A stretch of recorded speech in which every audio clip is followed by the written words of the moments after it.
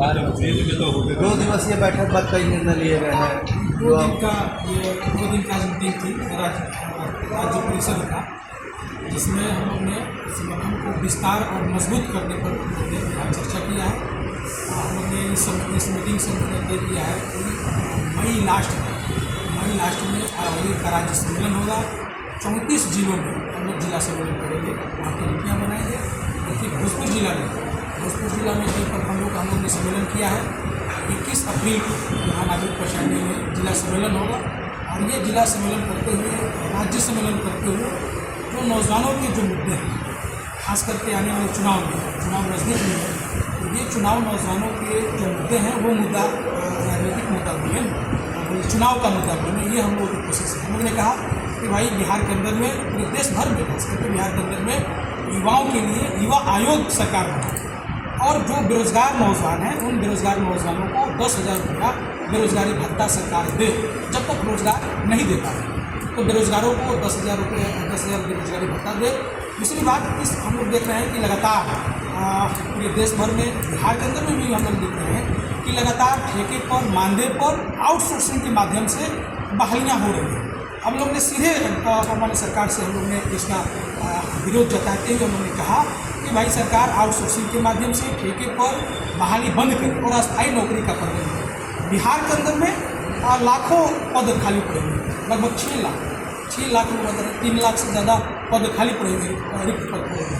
तो इन तमाम पदों पर सरकारी बहाली लावे।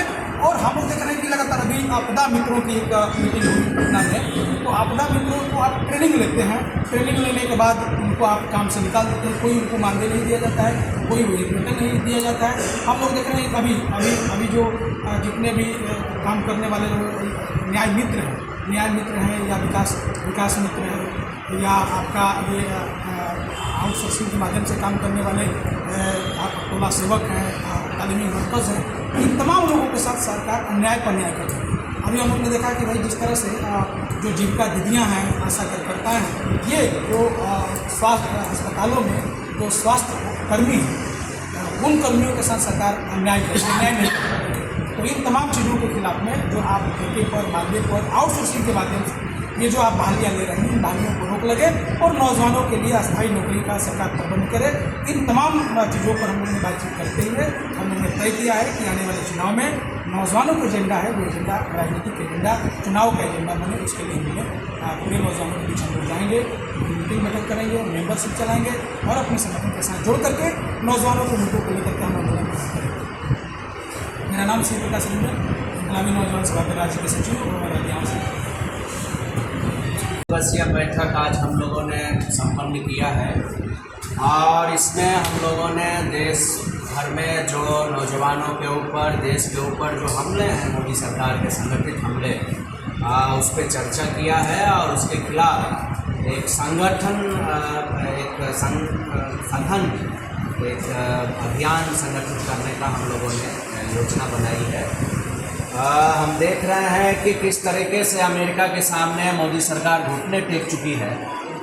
हमने पहले भी देखा, अभी पिछले महीने किस तरीके से यहाँ के लोगों को बेड़ियाँ लगा के, जंजीर लगा के किस तरीके से उनको भारत में लाया गया, जबकि दूसरे मुल्क हम देख रहे हैं कि वहाँ लोगों को लाने की इजाज़त नहीं दी गई। सरकार ने अपना विमान भेज के अपने लोगों को मंगवाया सम्मान के साथ और कहा कि ठीक है, आप लोग को यहाँ रोज़गार नहीं मिल पाया, आप रोज़गार के लिए गए थे और हम अपने देश में आपके लिए रोज़गार की व्यवस्था करेंगे। लेकिन मोदी सरकार ने क्या किया, अपने ही देश के लोग को मंगवाने की बात तो छोड़ दीजिए, मीडिया को कवर करने की इजाज़त नहीं दी और अपने आप को कहते हैं कि हम सुपर पावर बनने जा रहे हैं, हम विश्व गुरु बनने जा रहे हैं।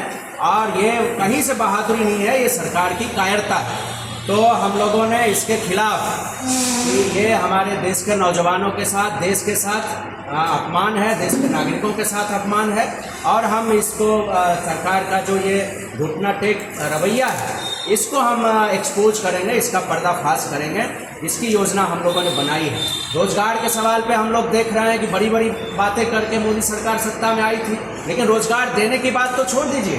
मोदी सरकार आज के डेट में रोजगार का नाम लेना नहीं चाहती।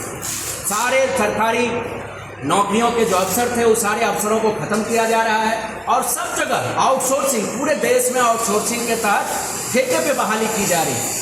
सारे संस्थानों हम देख रहे हैं और रोजगार आप नहीं दे रहे सरकारी, इसका सीधा मतलब है कि आरक्षण को आप ऐसे ही छीन रहे हैं, क्योंकि आरक्षण सरकारी नौकरियों में मिलता है।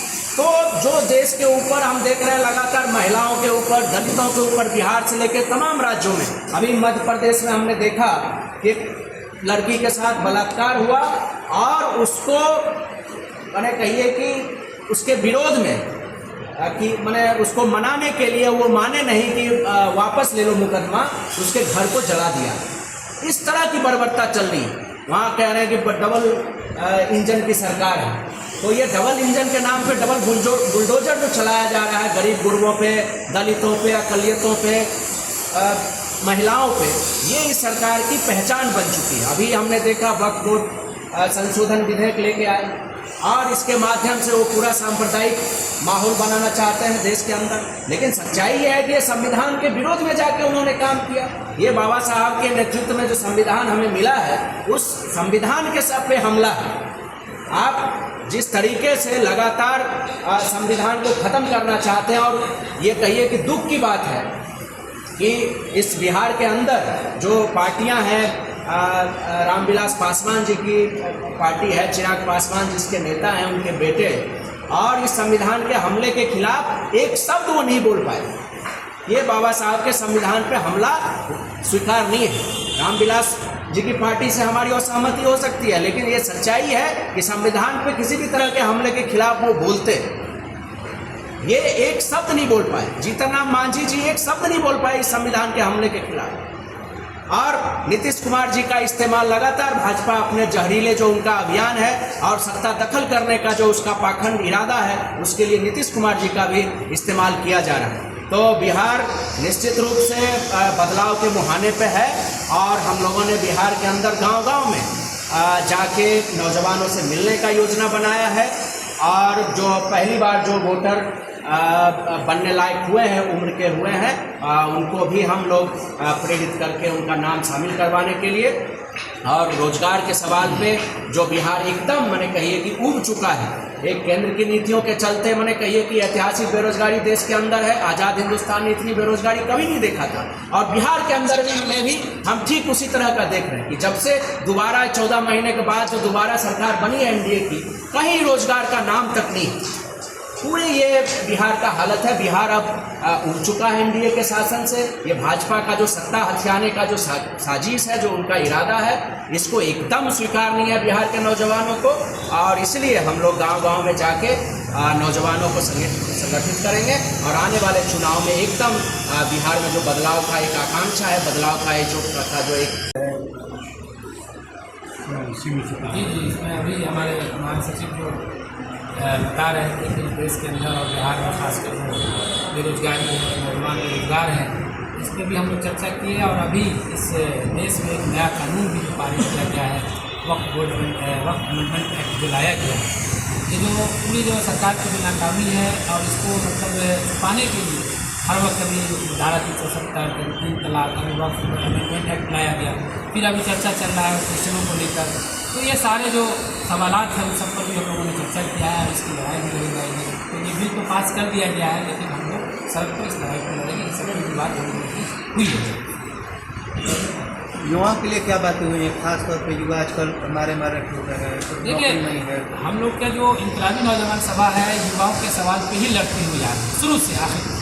आज भी हम लोग चर्चा उसी के लिए कर रहे हैं। अभी महासचिव जो हमारे कह रहे थे, क्योंकि बिहार से लेकर पूरे देश में, क्योंकि आज बेरोजगारी की वजह से नौजवान जो आत्महत्या कर रहे हैं, रोजगार नहीं है। इंजीनियरिंग होकर पढ़ लिए, बीटेक कर लिए हैं, एमटेक कर लिए, बहुत सारे इंजीनियरिंग कॉलेज बंद हो रहे हैं। इवन कि छोटा सा लघु उद्योग आता था, ITI का है, वो सारे कॉलेज बंद पड़े हो रहे, क्योंकि रेलवे में वैकेंसी बंद कर दी गई है। तो हर साल रेलवे जो 40 से 50 हज़ार रोजगार वैकेंसी निकालता था, उसको भी बंद कर दिया गया ये भाजपा के साथ शासन में। तो आज पढ़ लिख के भी लोग बेरोजगार बढ़ रहे हैं। उसको सबको के देश के अंदर सबसे बड़ा मुद्दा जो है वो बेरोजगारी का ही मुद्दा है। उसको लेकर ही हम लोग का संगठन इनकलाबी नौजवान सभा जो लड़ रही है मुखर होकर, उसी का सवाल पर हम लोग हर जगह, आज बिहार में भी चुनाव हो रहा है, इसी को मुद्दा हम लोग बना। परिचय बता दें आपका हवाला मास्टर है इनकलाबी।